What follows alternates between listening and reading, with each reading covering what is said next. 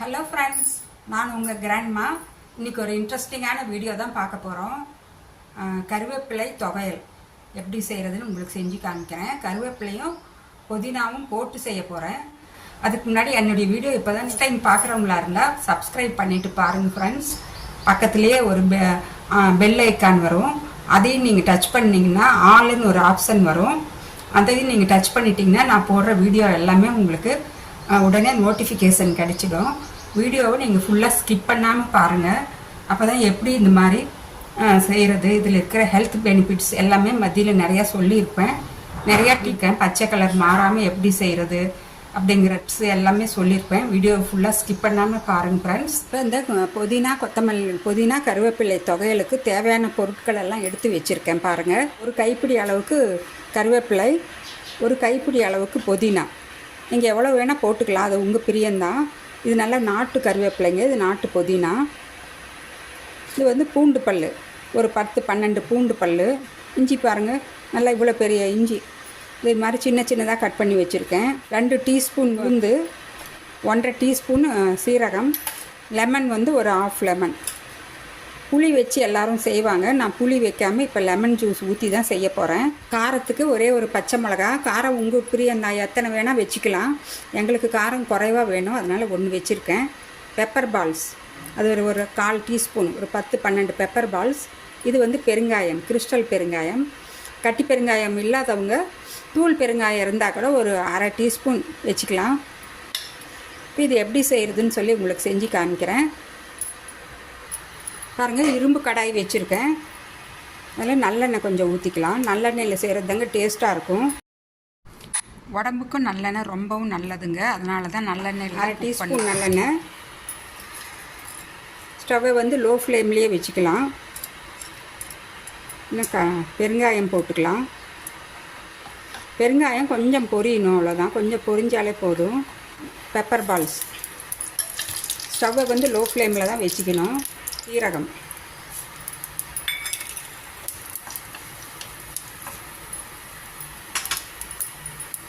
இந்த உளுந்து கருப்பு உளுந்து இருந்தால் கூட நீங்கள் வச்சுக்கலாம். கருப்பு உளுந்து தோலோடு இருக்கிறது, அது இன்னும் ரொம்ப நிறைய ஹெல்த் பெனிஃபிட்ஸ் இருக்கிறதுங்க.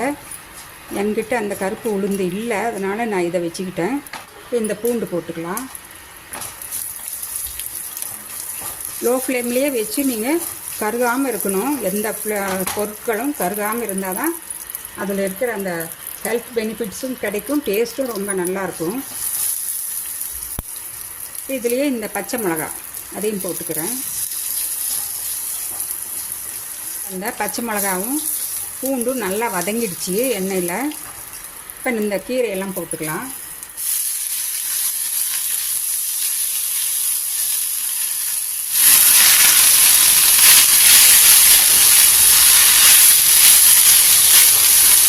வீடியோ ஃபுல்லாக ஸ்கிப் பண்ணாமல் பாருங்கள் ஃப்ரெண்ட்ஸ். அப்போ தான் உங்களுக்கு இந்த பச்சை கலர் போகாமல் இருக்கிறதுக்கு நான் என்ன மாதிரியான ட்ரிக்ஸ் எல்லாம் செஞ்சு செய்கிறேன்னு சொல்லி உங்களுக்கு தெரிய வரும்.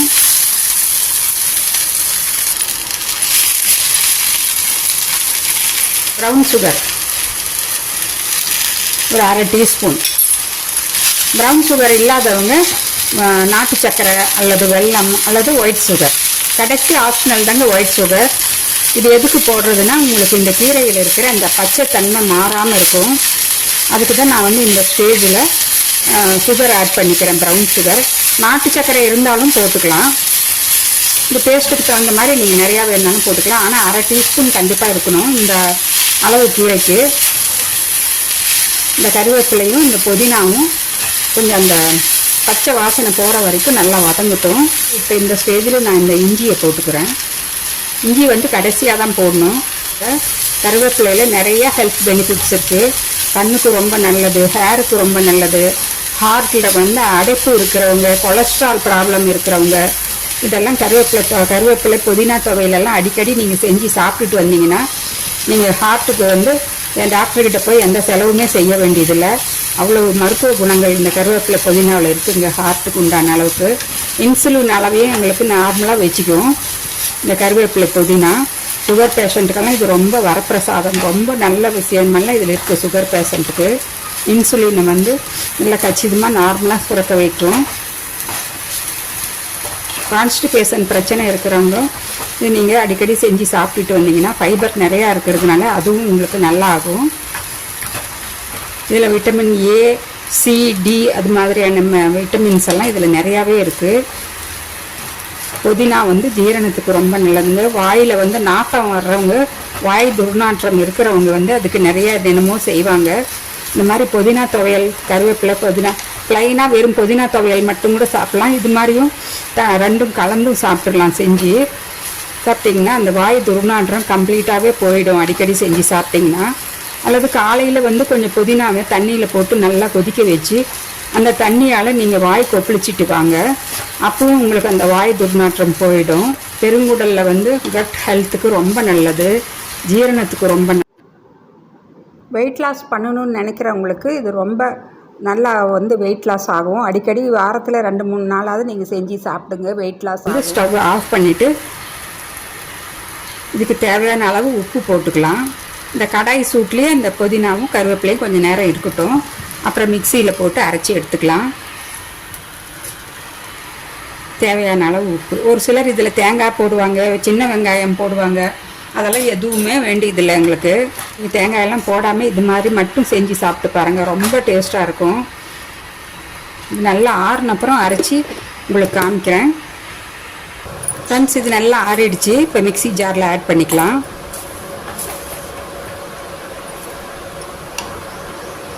இது எல்லாமே மிக்சி ஜாரில் ஆட் பண்ணியாச்சு. இப்போ நான் லெமன் புழிஞ்சிக்க போகிறேன். இந்த ஸ்டேஜில் தாங்க லெமன் புழியணும். நீங்கள் ஆட்டுறதுக்கு முன்னாடி அரை லெமன் போதும், உங்களுக்கு கரெக்டாக இருக்கும். குவான்டிட்டிக்கு தகுந்த மாதிரி நீங்கள் லெமன் புழிஞ்சிக்கிங்க. இது நான் இதை அரைச்சிட்டு உங்களுக்கு காமிக்கிறேன். இப்போ அரைச்சாச்சு பாருங்கள், எப்படி அந்த பச்சை கலர் மாறாமல் உங்களுக்கு எப்படி கிடச்சிருக்குன்னு பாருங்கள். இதுதாங்க இதில் இருக்கிற முக்கியமான ஒரு விஷயமே. நாங்கள் என்ன பொருள் சாப்பிட்றோங்கிறது பெருசு இல்லைங்க. நாங்கள் சாப்பிட்ற பொருளை நாங்கள் எப்படி குக் பண்ணி சாப்பிட்றோங்கிறது தானுங்க முக்கியமான ஒரு விஷயம். ஆல்ரெடி ஒரு வீடியோலையும் நான் சொல்லியிருக்கேன். அதே தான் இந்த வீடியோவிலும் நான் சொல்கிறேன். கேப்சிகமும் ப்ரக்கோலியும் குக் பண்ணுறப்ப அந்த கலர் மாறாமல் எப்படி செய்கிறதுன்னு சொல்லியிருந்தேன். பாருங்கள், லெஸ் ஆயில், எவ்வளோ குறைவான எண்ணெயில் தானே நான் செஞ்சேன். Less oil, less cooking time, more benefits எங்களுக்கு கிடைக்கும். இதுதாங்க இந்த வீடியோவில் இருக்கிற டிப்ஸும். நீங்கள் உங்கள் ஃப்ரெண்ட்ஸுக்கும் ஷேர் பண்ணுங்கள். உங்கள் கமெண்ட்ஸை ஃபீட்பேக் போடுங்க ஃப்ரெண்ட்ஸ். நான் அடுத்த ஒரு இன்ட்ரெஸ்டிங்கான வீடியோவில் சந்திக்கிறேன். Bye by.